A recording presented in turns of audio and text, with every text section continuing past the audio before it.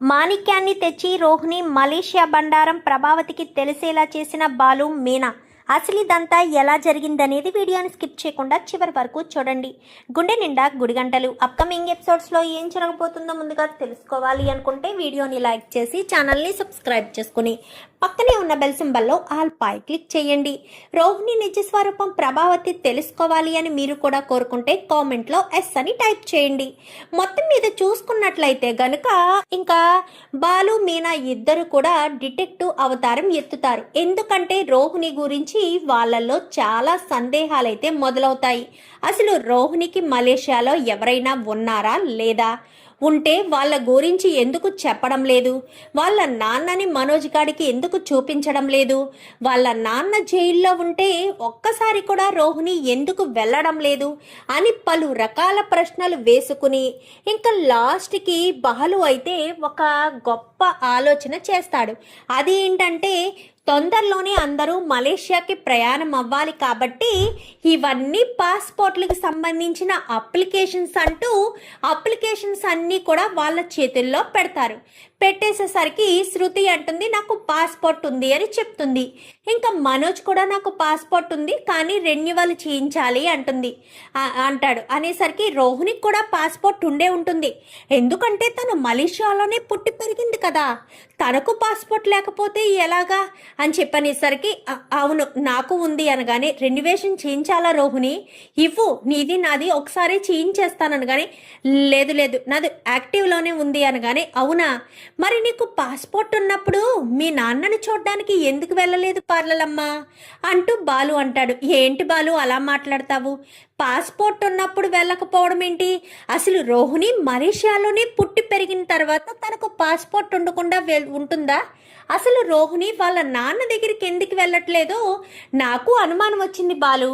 ఏ రోహిణి ఎందుకు వెళ్ళట్లేదు అనగానే అవునమ్మా ఎందుకు వెళ్ళట్లేదు, ఒక్కసారి వెళ్ళి మీ నాన్నని చూస్తేనే కదా ఇబ్బంది ఉండదు, అయినా అక్కడికి వెళ్ళినంత మాత్రాన ఏ ప్రాబ్లం వస్తుంది అని నువ్వు అనుకుంటున్నావు కానీ ప్రాబ్లం ఏమీ రాదమ్మా, అది నీకు అర్థం కావట్లేదు అని చెప్పి ఇంకా సత్యం అందరూ కూడా చుట్టుంపులా చేరి రోహిణిని మలేషియా వెళ్ళాలి అని పోరు పెట్టేసరికి మా నాన్నతో గొడవ పడ్డాను, నాన్న జైలుకి వెళ్ళక ముందు గొడవ పడ్డాను, నాన్న జైలు నుంచి వచ్చేంత వరకు నేను మలేషియాలో అడుగు పెట్టను, నేను అక్కడికి అడుగు పెడితే నా పేరు మీద ఉన్న ప్రాపర్టీస్ కూడా పోతాయి, అందుకే మా మావయ్య ముందు జాగ్రత్తగా అక్కడికి వెళ్ళొద్దని చెప్పాడు అని చెప్పి ఇంకా రోహిణి కాస్త అక్కడి నుంచి వెళ్ళిపోతుంది.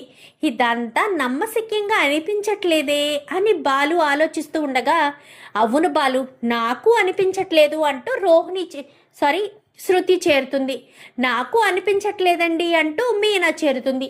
ముగ్గురు కూడా ఒక సర్కిల్ ఫామ్ అయ్యి ఆలోచించడం మొదలు పెడతారు. దీని వెనక ఏదో పెద్ద కథ ఉందే అని అనిపిస్తుంది. ఆ కథ ఏంటో కాలక్షేపం ఏంటో ప్రతి ఒక్కటి మనం తెలుసుకోవాలి, లేదంటే మాత్రం పార్లలమ్మ అబద్ధాలు చెప్పడంలో ఆరితేరిపోయి ఇంకా అడ్డు అదుపు లేకుండా అబద్ధాల మీద అబద్ధాలు చెప్పేస్తూనే ఉంటుంది అని చెప్పనేసరికి ఇది మాత్రం ఖచ్చితంగా నిజమే డబ్బుడమ్మా అంటూ బాలు అంటాడు. సరే ఏదేమైనా నీ కనిచూపు మేరలోంచి తప్పించుకోవడం కష్టమే కదా బాలు అని చెప్పనేసరికి అది నిజమే శృతి, ఆయన ఎవరి గురించి పట్టించుకున్నారంటే ఖచ్చితంగా వాళ్ళ బండారం బయట పెట్టక తీరరు, ఖచ్చితంగా రోహిణి గురించి విషయాలన్నీ బయటకు వచ్చేస్తాయి, మా ఆయన బయట పెడతాడు అన్న నమ్మకం నాకుంది అని మీనా కాస్త అంటుంది. నీ వాక్కే ఫలిస్తుందిలే మీనా, ఖచ్చితంగా బయట పెడతానులే, నువ్వేం టెన్షన్ పడకు అని చెప్పనేసరికి సరే బాలు మీరు ఆలోచించండి, నువ్వు మీనా డిటెక్టివ్ అవతారాలు ఎత్తారు కదా, మీరు చూడండి రోహిణి నిజ స్వరూపం బయటపడాలి, రోహిణిని తీసుకొచ్చి ఈ డైనింగ్ టేబుల్ బోన్లో నిలబెట్టాలి, అది నేను చూడాలి అని చెప్పి ఇంకా శృతి కాస్త వెళ్ళిపోతుంది. వెళ్ళిపోయేసరికి ఖచ్చితంగా డబ్బుడమ్మా, ఖచ్చితంగా నీ కోరిక నెరవేరుతుందని ఇంకా బాలు కాస్త చెప్తాడు. ఇంకా అలా చెప్పిన తర్వాత బాలు ట్రిప్స్ కోసమని వెళ్ళిపోతాడు. వెళ్ళిపోయేసరికి రాజేష్ ఒక చోట కూర్చుని ఆలోచిస్తూ ఉంటాడు. ఏంట్రా ఏం ఆలోచిస్తున్నావు అనగానే, ఏమీ లేదురా, మా ఇంటికి ఒక ఫంక్షన్ కార్డు వచ్చింది, వాళ్ళ ఫంక్షన్కి వెళ్ళాలి, మేము వెళ్తే సరిపోయిందా, వాళ్ళకి డబ్బులు కూడా చదివించాలి అనేసరికి, ఏంట్రా ఫంక్షన్ వచ్చిందని బాధపడుతున్నావా, వెళ్ళి డబ్బులు చదివించాలని బాధపడుతున్నావా? ఫంక్షన్ వచ్చినందుకు హ్యాపీయేరా, వెళ్తే సుమారు 5,000 చదివించాలి అనగాని, 5,000 ఎందుకు అని చెప్పనేసరికి, అదంతేరా, 5,000 చదివించాలి అని అనగానే, అయితే ఒక పని చేద్దాం అని చెప్పనేసరికి, ఏంట్రా అని చెప్పనగానే, మన వాళ్ళు ఎంతమంది ఉంటారు అనేసరికి, మన వాళ్ళు ఎంతమంది అంటే చాలామంది ఉంటారు, వాళ్ళందరినీ ఫ్యామిలీస్ని తీసుకురమ్మాను, వాళ్ళందరికీ కూడా రెస్టారెంట్కి వెళ్తే బిల్ ఎంత అవుతుందో అన్ని డబ్బులు వాళ్ళని నీకు ఇవ్వమని చెప్పు, అందులో నువ్వు ఒక 2,000 వేద్దామని అనుకుంటావు కదా, ఒక 3 జంటలు తీసుకెళ్ళు, మనిషికి 1,000 రూపాయలు చొప్పున, అది జోడ, ఇద్దరు మనుషులకి 1,000 రూపాయలు చొప్పున 3 జంటలను తీసుకెళ్తే వాళ్ళు భోంచేసేస్తారు, ఏమీ చడి చప్పుడు లేకుండా వెళ్ళిపోతారు, ఆ డబ్బులు తీసుకెళ్ళి చదివింపుల్లో పడాయి అని చెప్పనేసరికి, రే వాళ్ళు కనుక ఎవరైనా గుర్తుపట్టి వీళ్ళని అడిగారనుకో, మగవాళ్ళకి మనం ఏదో ఒక సమాధానం చెప్పుకోవచ్చు, ఆడవాళ్ళ ముందు పరువు పోయిందనుకో పెళ్ళాల దగ్గర,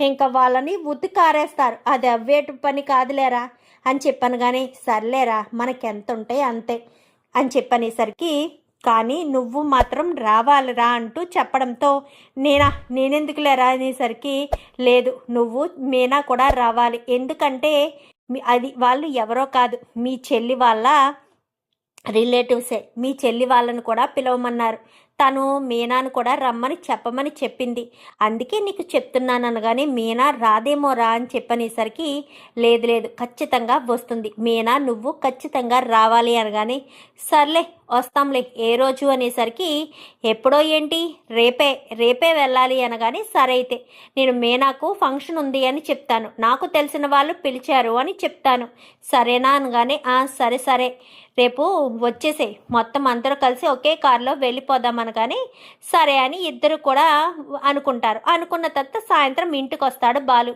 ఇంటికి వచ్చిన తర్వాత, మీనా రేపు మనం ఫంక్షన్కి వెళ్ళాలి అనేసరికి, ఫంక్షన్కా ఎవరు పిలిచారు అనగానే, నాకు తెలిసిన వాళ్ళులే, నీకు తెలీదు అనేసరికి, నాకు తెలియనప్పుడు నేనెందుకు వస్తాను, నేను రాను అంటూ మీనా అంటుంది. అదేంటి మీనా, నాకు తెలిసిన వాళ్ళ ఫంక్షన్కి నువ్వు రానని ఎలా చెప్తున్నావు, నువ్వు రావాలి కదా నా భార్యగా నా పక్కన నిలబడకపోతే ఎలా కుదురుతుంది, రాను అని అంత ఖచ్చితంగా అలా ఎలా చెప్పగలుగుతున్నావు మీనా అంటూ ఇంకా బాలు అడుగుతాడు. అలా అని కాదండి, నాకు తెలియని వాళ్ళ ఫంక్షన్కి నేను ఎలా వస్తాను, నాకు కొంచెం నర్వస్గా ఉంటుంది కదా, ఇబ్బంది ఫీల్ అవుతాను అంటూ ఇంకా మీనా అనగానే, అలా ఏముండదు, నువ్వు కూడా రావాల్సిందే, మనిద్దరం వెళ్తున్నాం అంతే, మనతో పాటు రాజేష్ వాళ్ళు కూడా వస్తున్నారు, రాజేష్ వాళ్ళు కూడా వస్తే అందరం కలిసే వెళ్తాం ఫంక్షన్కి అంటూ చెప్పడంతో, అవునా అన్నయ్య వాళ్ళు వస్తున్నారా, అవును మీ అన్నయ్య కూడా వస్తున్నాడు, అందుకే అందరం కలిసి వెళ్ళాలి అని చెప్పి మేము చెప్తున్నాను, సర్లేండి వెళ్దాంలే, ఎప్పుడు రేపేనా, అవును రేపే వెళ్ళాలి అనగానే, సరే రేపే వెళ్దాము అని చెప్పి ఇంకా బాలు కాస్త చెప్తాడు. చెప్పేసేసరికి సరే అని ఇంక ఏం మాట్లాడకుండా బాలు నిద్రపోతాడు. మీనా కూడా నిద్రపోతుంది. మరుసటి రోజు ఉదయాన్నే మీనా తనకి అవి ఉంటాయి కదా ఇవ్వాల్సినవి వాటి కోసం రెడీ అవుతూ ఉంటే, అదేంటి మీనా ఫంక్షన్కి వెళ్ళాలి అని చెప్పాను కదా అని చెప్పనేసరికి, అవును కదా మర్చిపోయానండి, ఇలా వెళ్ళి అలా ఇచ్చేసి వచ్చేద్దామండి, ఏం కాదు వెళ్ళేటప్పుడు ఇచ్చేసి అట్నుంచి అటే వెళ్ళిపోదాం, ఇబ్బంది ఏమీ ఉండదు, ఎక్కువ టైం కూడా పట్టదు అనగానే, సరే మీనా నీ ఇష్టం, ఇస్తాను అని అన్నానండి, వాళ్ళు కూడా నా కోసం ఎదురు చూస్తూ ఉంటారు, బాగోదు కదా, మాట ఇచ్చాక తప్పితే బాగోదు, ఫంక్షన్ గురించి అని వాళ్ళు కూడా ఎదురు చూస్తారు కదా, వెళ్ళేటప్పుడు ఇచ్చేసి వెళ్దామండి అంటూ మీనా చెప్పడంతో, సర్లే అని చెప్పాను కదా మీనా, వదిలేసే వెళ్దాము, ఇంకా దాని గురించి ఆలోచించుకు, వెళ్ళేటప్పుడు ఇచ్చేసి వెళ్దాంలే అని చెప్పి బాలు అంటాడు. సరే అని రెడీ అయ్యి ఇద్దరు కూడా అవి తీసుకెళ్ళి ఇచ్చేసి పూలు ఇచ్చేసి సరాసరి రాజేష్ వాళ్ళ ఇంటికి వెళ్తారు. అదేంట్రా ఇంత ఆలస్యమైంది అని చెప్పాను, కానీ మధ్యలో మీ చెల్లి ఎవరికో పువ్వులు ఇవ్వాలి అంటే తప్పక వెళ్ళాల్సి వచ్చింది అంటూ మాట్లాడేసరికి తప్పదురా, కొన్ని కొన్ని అంతే. మరి చెల్లి ఇవ్వాల్సిన వాళ్ళకి ఇవ్వకపోతే బాగోదు కదా, తనకి పేరు వస్తుంది. మళ్ళీ రేపు అన్న రోజున తనని ఎవరూ పిలవరు. అలాంటిటప్పుడు తను ఇబ్బంది పడాల్సిన పరిస్థితి వస్తుంది కదా. ఏం కాదులే, మేము రెడీగానే ఉన్నాం, పదండి వెళ్దామని ఇంకా అందరూ కూడా బయలుదేరి వెళ్తారు. ఇంకా అక్కడ ఫంక్షన్కి వెళ్ళిన తర్వాత అంతా కూడా రిసీవ్ చేసుకుంటారు. వాడు చదివించాల్సిన డబ్బులు కూడా చదివించేస్తాడు. చదివించేసిన తర్వాత ఒరే రాజేష్ ఏం చేస్తున్నారా అనగాని, ఏమీ లేదు బాబాయ్, చెప్పు బాబాయ్ అనగాని, నువ్వు నీ ఫ్రెండు అలా వంటల దగ్గరికి వెళ్ళండిరా, రావడమే ఆలస్యంగా వచ్చారు, ఇక్కడ చూసుకోవాల్సింది ఎవరు, నువ్వే కదా, ఆ మాత్రం చూసుకోవేంట్రా, ఆలస్యంగా వచ్చి ఇలా కూర్చుని ఉంటే ఎలాగా, వెళ్ళి ఆ వంటల దగ్గరికి వెళ్ళి చూడరా అంటూ చెప్పడంతో సరే బాబాయ్ వెళ్తున్నాను అని చెప్పి ఇంకా బయలుదేరి వెళ్తారు ఇద్దరు కూడా. ఇద్దరు వెళ్ళేసరికి అక్కడికి వెళ్ళిన తర్వాత అక్కడ వంటలు చేస్తున్న వాళ్ళందరినీ చూస్తాడు. ఇవి బాగా పెద్ద పెద్ద అంటే మటన్ ముక్కలు అవి బాగా పెద్ద పెద్ద పీసులు కట్ చేసేసి వస్తూ ఉంటాయి.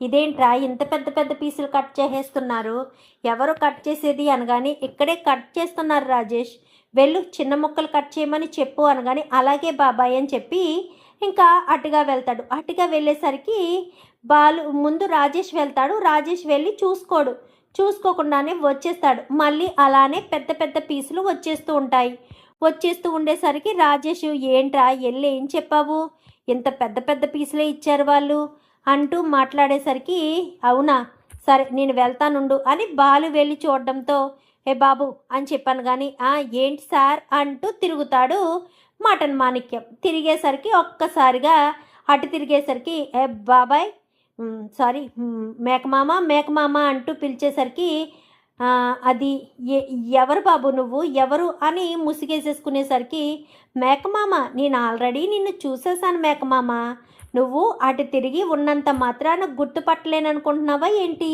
నీ గురించి నాకు తెలీదా, తిరుగు మేకమామ అని చెప్పనేసరికి ఇంకా ఇటు తిరుగుతాడు. తిరగడంతో నువ్వు మటన్ కొడుతున్నావేంటి ఇక్కడ, అది బాబు అనగాని, మాణిక్యం ఏంటి అక్కడ మాటలు, అక్కడ ఆలస్యం అయిపోతే వాళ్ళు తిట్టుకుంటారు, వాళ్ళకి టైం వేస్ట్ కాకూడదు, మనం వెంటనే మటన్ కొట్టేసి ఇచ్చేసి వెళ్ళిపోతే వాళ్ళ పని వాళ్ళు చూసుకుంటారు, మనం ఇక్కడే ఉండి వీళ్ళతో సోది పెట్టుకుంటూ కూర్చుంటే ఎలా కుదురుతుంది, లేగు అని చెప్పి ఇంకా వాళ్ళు మాట్లాడేసరికి అది కాస్త విన్న బాలు ఒక్కసారిగా షాక్ అయిపోతాడు. ఏంటి బాబాయ్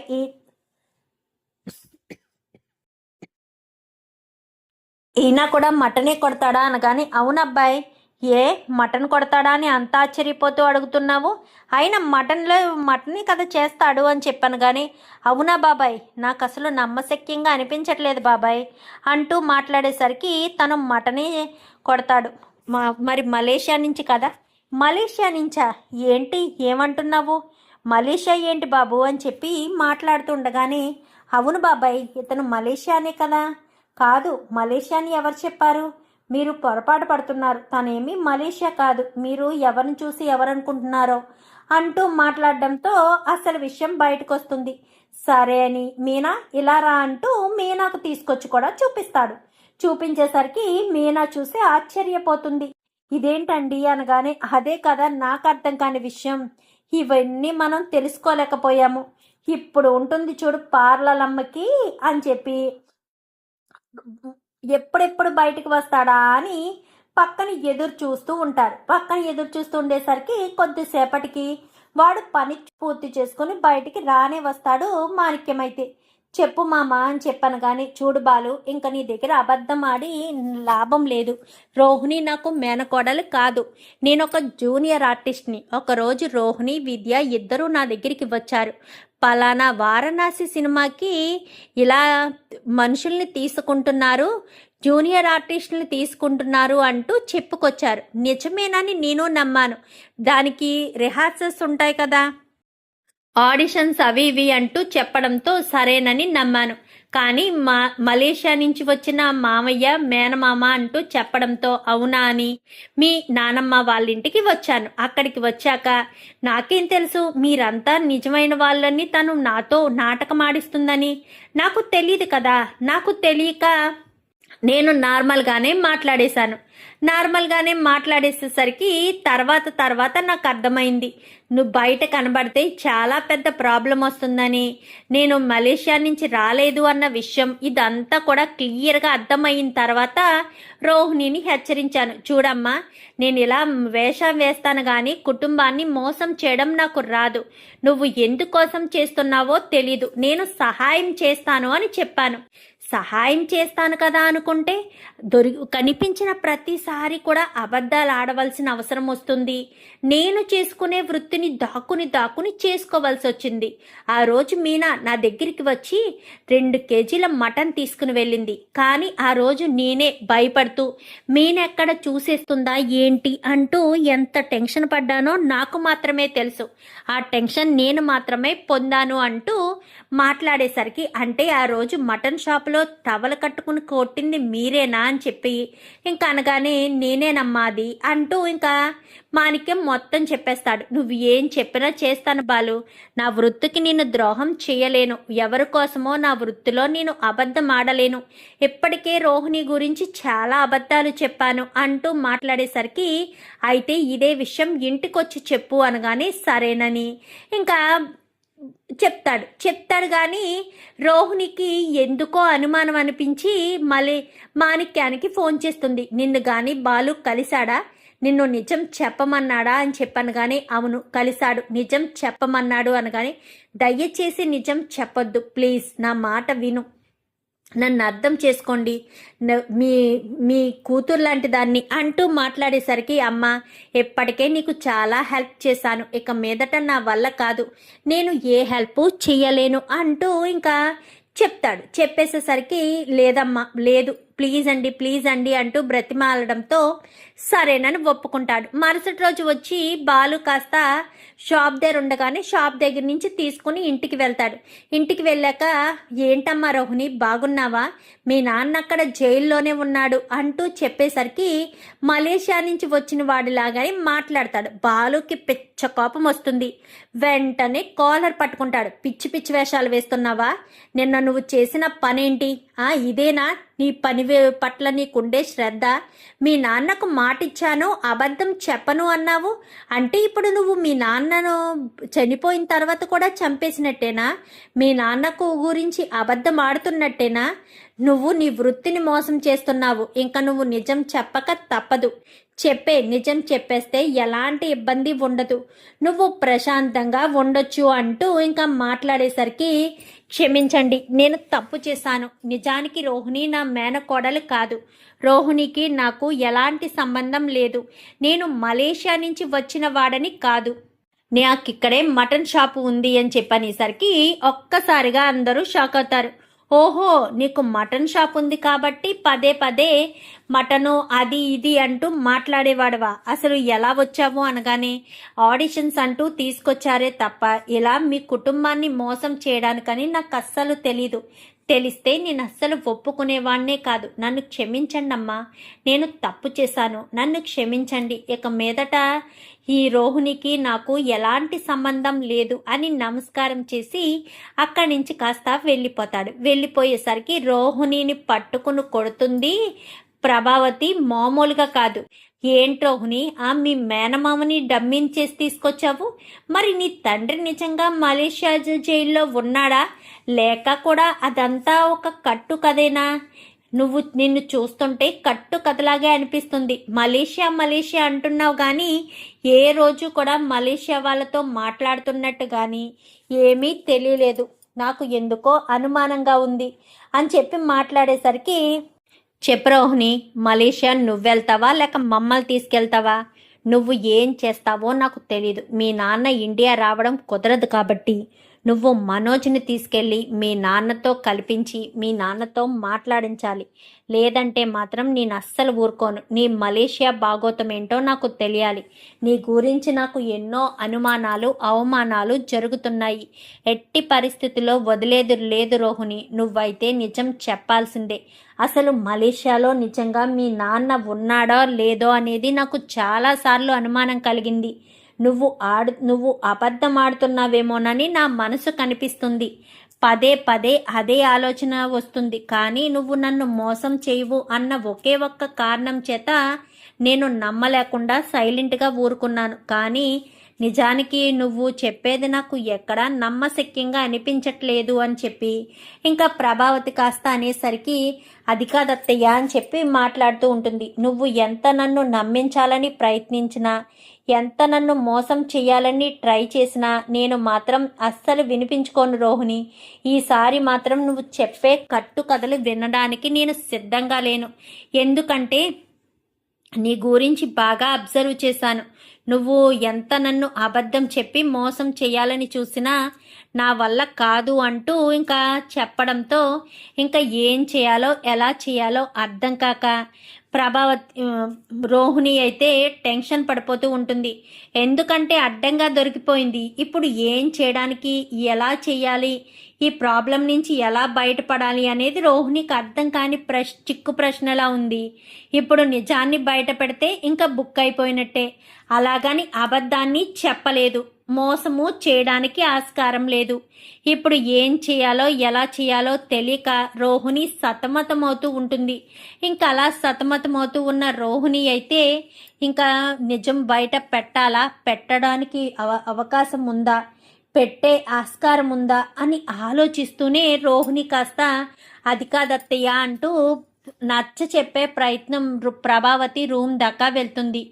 ఏంటి రోహిణి, నాకు నచ్చ చెప్పడానికి ఎంత తాపత్రయపడుతున్నావేంటి?